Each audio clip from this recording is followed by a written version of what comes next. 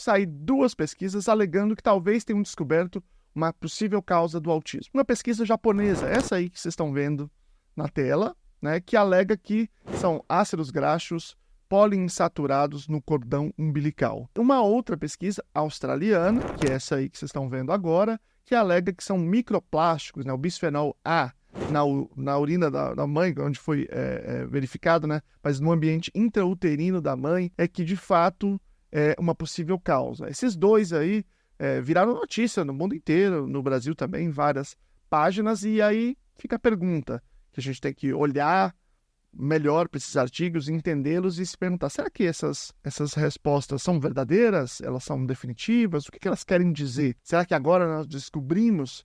Então eu vou trazer esses artigos aqui, explicar um pouco para vocês aqui em português, de maneira mais simplificada também, explorar algumas questões para a gente ter bastante clareza do que está acontecendo no dia a dia aí da ciência em relação ao autismo. Fica aí.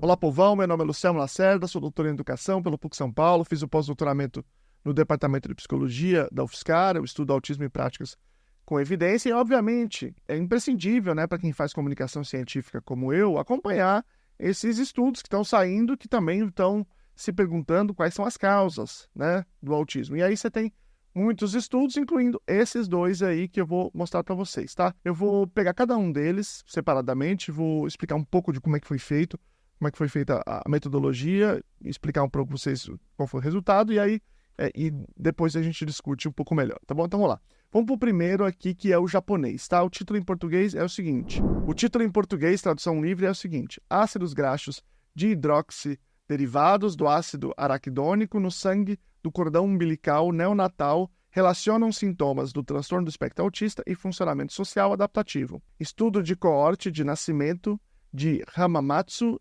para mães e crianças, estudo HBC. Então, é o seguinte, vou explicar. Ele é um estudo de coorte, né? Eles pegaram um grupo que se consulta lá nesse hospital e acompanharam esse grupo durante um tempo, né? Então, eles tiveram um parto lá e eles pegaram o cordão umbilical e colheram ali um líquido, fizeram análise do química, né? E aí eles acompanharam esse grupo durante um certo tempo. E aí, depois de um certo tempo, eles foram olhar para as crianças que tinham transtorno do espectro autista, tinham esse diagnóstico, né? E aí, tem várias coisas aqui que são complexas, né? Mas a principal delas não está claro aqui para mim como que chegou à conclusão de que elas eram autistas. Eles colocam lá como critério de exclusão que tivesse a EIDOS, que é um protocolo padrão ouro para avaliação, e o Vineland, que é um protocolo de habilidades adaptativas. Só que esses não são protocolos que você normalmente tem, assim, você vai na clínica e normalmente tem, né? Pode acontecer, mas tem outras formas de diagnóstico. Eles não colocam o ADR, que é estranho, né? Porque fica mais forte quando você coloca os 2. Eu não entendi por que eles colocam o Vineland, eles também não explicam, no lugar do ADR, né? Eu estou programando uma pesquisa, falei esses dias fui consultar uma especialista na área, e falei, e se eu trabalhar só com ADR? E aí ela falou, a pesquisa é difícil, os periódicos tem que ser os 2, assim, existem dados que os 2 eles trabalham muito bem juntos. Para a finalidade de pesquisa é difícil até você publicar se não tiver isso. Mas, enfim, eles publicaram, né? Uma revista boa, tá numa revista aqui bacana. E aí, essa é a primeira questão. A segunda questão é que num certo momento na pesquisa, lá no método, eles dizem que quem faz a avaliação da EIDOS e do Vineland são um pesquisador, um dos autores e mais 2. E os outros 2 ficam sob supervisão dele, os outros 2 também são autores. Então, são autores. Quando você faz uma pesquisa, se você quer saber se aquele grupo tem mais tais características ou não, em geral, você traz um avaliador que eles chamam de naive, ingênuo, alguém que não sabe quem é o grupo que teve mais ou que teve menos o cordão umbilical. No caso dele, ele era um autor.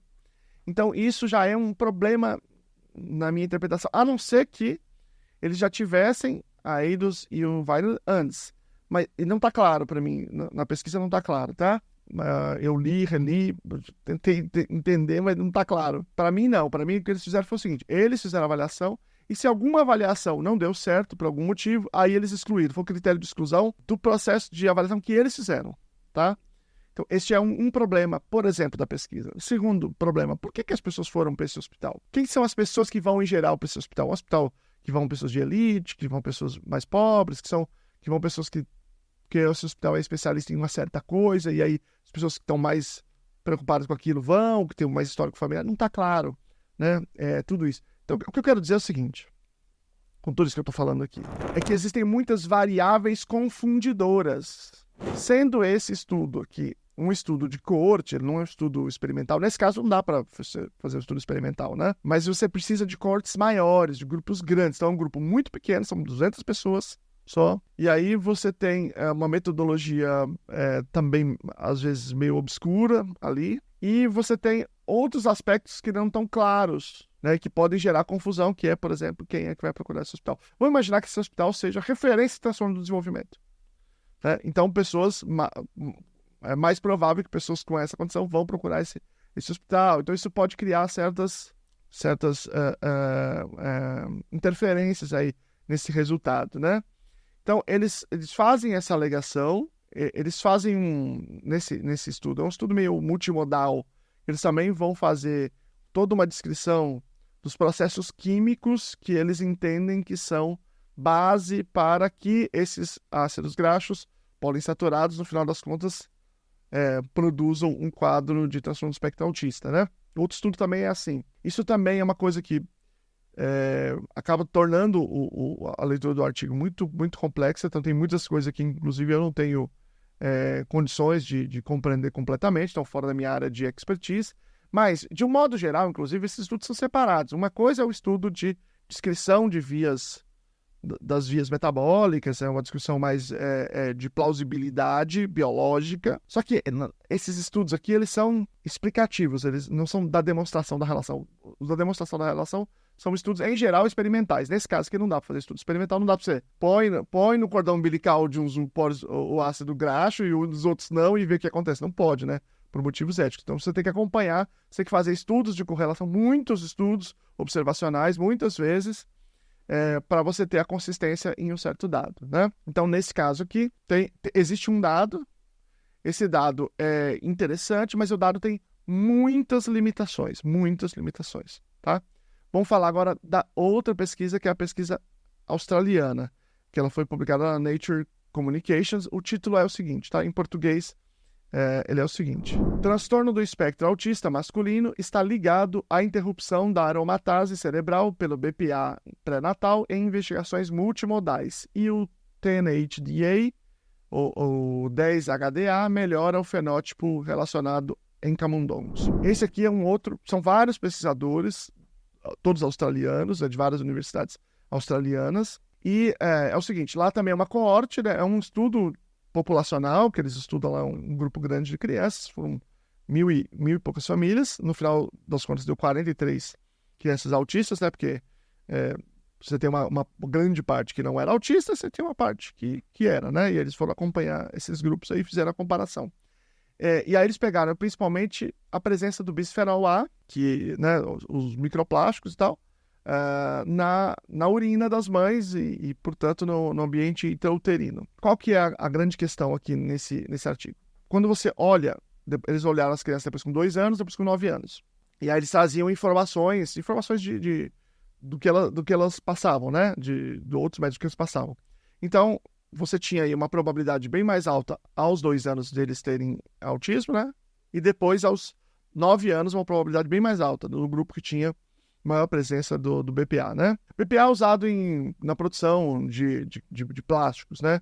De várias coisas. Hoje tem países que têm regulado, tem proibido, o próprio consumidor, em alguns casos, tem recusado mais, então você tem tido uma diminuição importante nos últimos anos, principalmente na Europa. Mas isso aqui já tem um tempo, né? As crianças já estão pelos 9 anos, portanto, mais anterior a esse processo. E ainda tem em algumas outras coisas, né? Bom, e aí eles foram olhar essa concentração e, portanto, em que medida que eles aumentavam a probabilidade. Aí, com 9 anos, era 6,5 vezes maior probabilidade de ter esse diagnóstico. Esse estudo é um estudo também complicado, né? Eles vão trazer o processo básico. Então, segundo eles, assim, existe uma interrupção, né? Uma redução da aromatase, e aí você acaba tendo mais testosterona e e uma redução aí de hormônios, de alguns hormônios femininos, e aí esse desequilíbrio aí é que seria um problema. Eu acho, lendo esse artigo, que o que eles estão descrevendo aqui está muito alinhado com as teses de um outro, de um psicólogo americano-inglês, chamado Simon Baron Cohen, né? Que ele chamou no passado de cérebro hipermasculino. Ele dizia que havia uma super exposição da testosterona, do cérebro à testosterona, e que isso produzia quadros típicos masculinos, que são quadros menos sociais, né, e mais sistematizadores, extremado. Não tem nada a ver com questões de feminilidade, masculinidade, nada a ver com isso, tá? Tem a ver só com esse perfil menos social e mais sistematizador. Depois ele mudou, inclusive, o nome, né, de cérebro hipermasculino, que se causava certos problemas assim, mais políticos, aí virou cérebro sistematizador versus empatia e tal, né? Sistematização versus empatia. Eu achei que está muito alinhado com o que o Simon Baron Cohen produziu.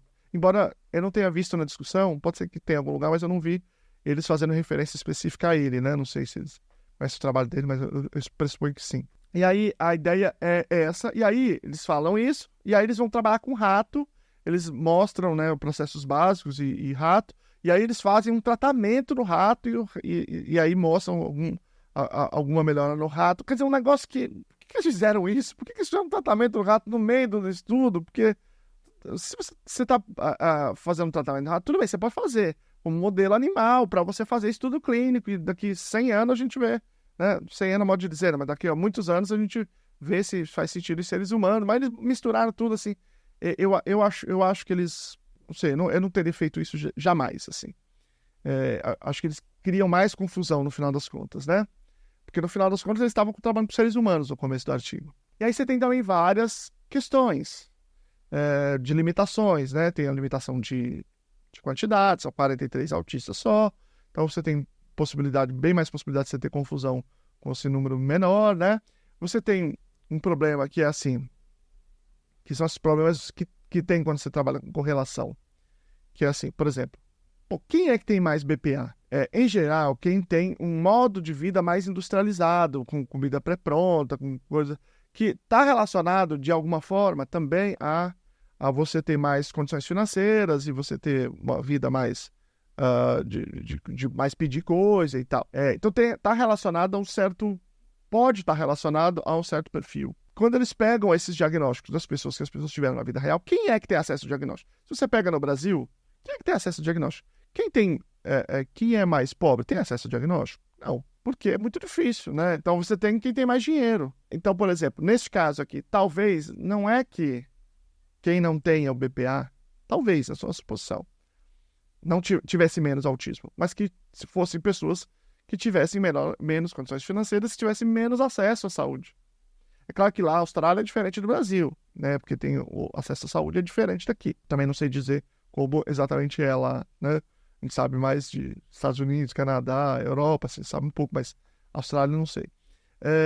Então isso pode ter criado distorções, porque faz parte de um estudo dessa natureza, de um estudo de coorte, tem essas limitações mesmo. Claro, quanto maior a descrição, menor essa distorção, mais eu posso analisar essa distorção. Agora, pegando os dois estudos e fazendo aqui para vocês uma análise. Antes de fazer a análise, eu quero dizer que esse vídeo aqui, ele está sendo... ele é um oferecimento da Luna Educação, do Clube da Luna, que é um clube de assinatura de cursos, inúmeros cursos para quem quiser trabalhar ou quem for pai, né, com pessoas autistas, e que tem esses cursos que todos eles têm certificados, são cursos muito ricos, de muita qualidade. Tem curso meu, tem curso dos outros sócios da Luna, de outras pessoas, de vários professores internacionais também.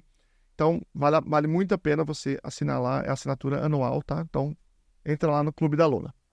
Voltando aqui. Se eu fosse fazer um vídeo aqui todo dia só sobre possível causa do autismo, eu faria um vídeo todo dia sobre isso. Todo dia eu faria um. Porque todo dia sai uma pesquisa assim. Não é só essa.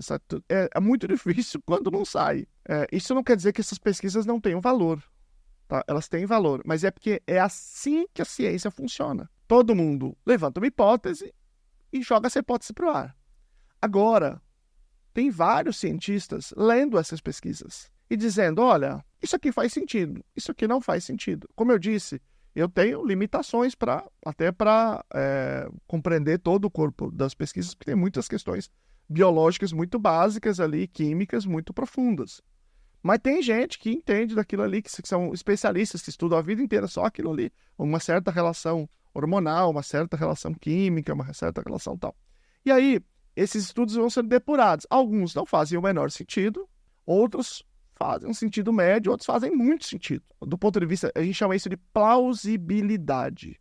E qual é o sentido que faz? Se faz muito sentido, faz médio sentido, é plausibilidade. Então, a partir da plausibilidade desses estudos, eles vão sendo replicados, ou seja, eles vão sendo verificados em outras coortes, vão sendo verificados em outros contextos diferentes, grupos maiores, com um delineamento, um desenho de pesquisa melhor, por exemplo, usando pesquisadores, avaliadores ingênuos, né, ao invés da própria pessoa ter acesso ao médico ou do próprio pesquisador fazer a avaliação, assim por diante, né? Então, a gente vai desenhando melhor. Então, esses estudos, eles são importantes. O problema é que, quando um cientista daquela área lê esse estudo, ele está tendo um olhar e ele está entendendo qual é a limitação da pesquisa e ele vai, eventualmente, propor alguma coisa para resolver. Quando esse estudo vira notícia por jornalistas que não entendem exatamente qual é a limitação, o desfecho, e chega na população geral, isso pode causar um estrago, porque as pessoas podem criar a impressão de que é uma coisa que não é. E é por isso que eu acho que tem um valor esse tipo de canal, como o que eu faço aqui, esse tipo de conteúdo como o que eu faço aqui, para explicar para vocês. Então, assim, essas pesquisas têm valor, mas elas são muito limitadas. Se eu fosse aceitar o que essas pesquisas estão dizendo como verdade, eu vou ter que aceitar, inclusive, que elas dizem coisas contraditórias. Uma diz que uma coisa, outra diz que é outra. Inclusive, o estudo japonês viu um efeito maior, uma diferença maior em meninas, e o estudo australiano mais em meninos, né? Então, eu teria que admitir coisas opostas. Se eu for admitir todos os estudos desse tipo, com pequenas cortes, com correlações, não são relações de causalidade, todos eles, eu vou ficar maluco e vou achar que o autismo são coisas totalmente ao contrário, que é BPA, que é ácido graxo, que é uma inflamação, que é não sei o quê, que é não sei o quê. Não é assim que a ciência funciona. Qual é o passo agora? É a gente segurar a onda, observar o que vai acontecer nos próximos anos. Quais são as novas pesquisas que vão agora, né, apontar outras coisas em grupos maiores. E aí, daqui a alguns anos, a gente vai ter informações mais robustas. E aí, quando tiver essas informações mais robustas, né, você vai ter canais, por exemplo, falando, como eu e muitas outras pessoas que têm feito um excelente trabalho discutindo esses estudos científicos. Você vai ter os próprios médicos lendo e prescrevendo, os médicos mais antenados estão lendo. E você vai ter, por fim, as associações, as sociedades médicas e de outras profissões que vão incorporar essas novas informações nos guidelines, né, nas recomendações. Por exemplo, vamos imaginar que daqui X tempo saia um outro estudo forte dizendo que, de fato, bisfenol A é um fator de risco e tal, e que é um negócio que realmente aumenta muito essa probabilidade. Bom, aí a sociedade médica vai fazer recomendação dizendo, olha, vamos indicar para as mães para não consumirem coisas assim, vamos indicar para os estados, né, os países, para ter uma regulamentação proibindo esse tipo de coisa, nas coisas que se vende e tal, e vamos colocar isso aqui para sugerir para todas as pessoas para evitar. Então, tá entendendo como é que funciona? Então, é um processo. Aí você diz assim, mas esse processo é muito lento. É verdade. Mas nós não temos outra forma de dizer. Você diz, mas é porque ele já não dá recomendação agora? Porque senão vai ter que dar a recomendação de tudo, porque, como eu disse para vocês, não tem 1, nem 2, nem 5, tem milhares de estudos igual esse. Milhares, que dizem coisas completamente diferentes. É que algumas coisas são mais populares, já estão mais no imaginário popular, como do BPA, né, do microplástico, já estão mais, assim, de conhecimento público. Mas são milhares de coisas, então é impossível você fazer recomendação com esse tipo de estudo. Mas eu espero ter ajudado vocês aqui a compreender um pouco melhor essa questão. Grande abraço, tchau para vocês.